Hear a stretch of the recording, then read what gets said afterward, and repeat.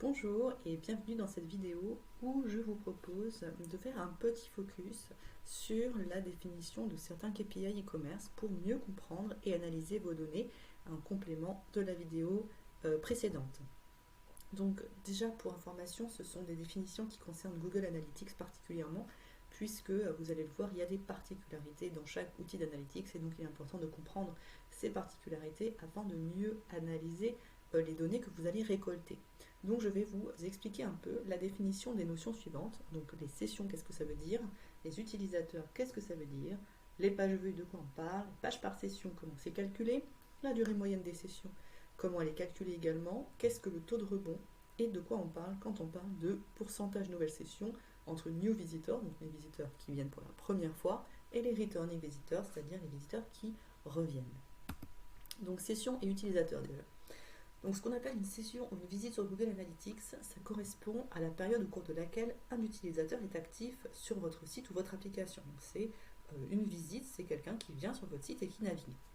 Donc dans Google Analytics, il faut bien voir que si un utilisateur est inactif pendant 30 minutes ou plus, donc la personne elle a venu sur votre site, mais elle a ouvert un autre onglet, elle fait autre chose, et elle est restée sur l'onglet qu'elle n'utilise pas sur votre site. Donc là on considère qu'elle est inactive.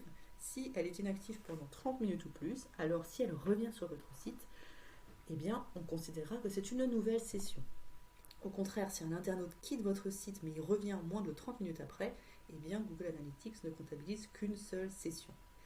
Et ce que l'on appelle un utilisateur, c'est l'internaute qui effectue cette visite. C'est-à-dire que si on vient 3 fois chez vous, ça va compter 3 sessions, mais un seul utilisateur. Et l'unicité provient de l'attribution de la reconnaissance d'un identifiant unique, et le plus souvent c'est un cookie. Les pages vues. Alors qu'est-ce qu'on appelle une page vue? C'est l'affichage d'une page de votre site qui fait l'objet d'un suivi grâce au code de suivi Google Analytics. Donc si un internaute actualise la page après l'avoir consultée, eh bien ça va être considéré comme une nouvelle vue. Si un internaute accède à une page et revient sur la page d'origine, alors on va également compter une nouvelle vue. Donc je suis sur la page produit, je vais au panier, je reviens sur la page produit, eh bien ça va compter dans cette session de vue de la page produit.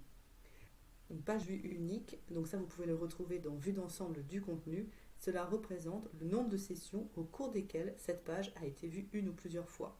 Donc par exemple, cette page a été vue de façon unique 10 fois, mais au total 30 fois, parce qu'en moyenne, elle a été vue 3 fois par utilisateur. Page par session et durée moyenne. Donc les pages par session, c'est le nombre moyen de pages vues au cours d'une session. Donc les visites répétées d'un internaute sur une même page sont évidemment prises en compte. Donc si on voit 3 pages vues par session, ça veut dire qu'en moyenne, les utilisateurs, les visites, eh bien, lors d'une visite, un utilisateur regarde 3 pages. La durée moyenne des sessions, c'est la durée totale de toutes les sessions divisée par le nombre de sessions. Et la durée de chaque session est calculée un peu différemment, mais c'est toujours entre soit la dernière action de la page et la première page vue, soit entre la dernière page vue et la première page vue. Donc c'est toujours entre deux moments sur votre site. Donc ça implique que cette personne a vu au moins 2 pages, ou en tout cas a fait 2 actions entre une première page et une dernière page. Donc ça ne marche pas une durée moyenne sur des gens qui ne bougent pas et qui restent toujours sur la même page. Là on ne peut pas calculer de durée. Ça implique du coup le taux de rebond. Donc, le taux de rebond, c'est le pourcentage du nombre de fois où la page était la seule page consultée dans la session. C'est-à-dire, la personne, elle est venue sur votre site, elle a vu une page, elle est repartie, elle n'a pas navigué. Donc le taux de rebond, c'est pour ça que c'est un peu ping-pong, c'est elle est venue sur votre site, elle est repartie. Donc à ne pas confondre avec le taux de sortie d'une page, c'est le taux de sortie, le pourcentage du nombre de fois où cette page était la dernière page consultée dans la session. Donc c'est pour ça que je vous disais que les taux de sortie des pages produits, c'est intéressant à regarder parce que si il y a beaucoup, le taux de sortie est élevé sur vos pages produits, alors ça veut dire qu'il y a beaucoup de gens qui partent et qui ne mettent pas de produits au panier et donc il y a quelque chose forcément à retravailler là-dessus. Et les nouvelles sessions, ce sont les sessions initiées par un nouvel utilisateur, donc un nouveau cookie, quelqu'un qui n'a pas été encore identifié. Donc ce qui peut être intéressant pour regarder ensuite, pour analyser, c'est de créer des objectifs de conversion. Donc là, je vous ai mis un lien que vous retrouvez également dans le PDF ci-dessous sur comment créer des objectifs de conversion dans Google Analytics. Et le fait de créer des objectifs de conversion permet d'ajouter cette donnée dans vos reports de Google Analytics. Donc là, par exemple, je vous l'ai mis ici. Par exemple, moi, j'ai la conversion objectif, un formulaire de contact, une dizaine d'objectifs. Et donc, je peux regarder en fonction de mes objectifs, combien est-ce que les nouveaux visiteurs ou les visiteurs qui reviennent, lesquels convertissent le mieux par rapport à cet objectif-là. Donc, en l'occurrence, on voit ici que le nombre de personnes nouvelles qui passent par ma page formulaire de contact est plus élevé que les gens qui reviennent. Et donc ça, derrière, ainsi que toutes ces informations, la session, nouvelle session, nouveaux utilisateurs, taux de rebond, page par session, durée des sessions, vous pouvez les analyser par type de page. Donc ça, vous pouvez avoir ces informations-là pour chaque page de votre site, par type de visiteur, comme je viens de vous montrer, mais également par source de trafic. Vous pouvez regarder qui convertit le mieux. Est-ce que ce sont les gens qui viennent du SEO, du SEA, des réseaux sociaux, etc. Vous pouvez voir aussi est-ce que les comportements des personnes qui viennent de telle ou telle source de trafic, est-ce qu'ils ont les mêmes comportements? Est-ce qu'ils convertissent mieux que ceux qui viennent d'autres sources? Ça vous permet derrière aussi de pouvoir allouer vos budgets.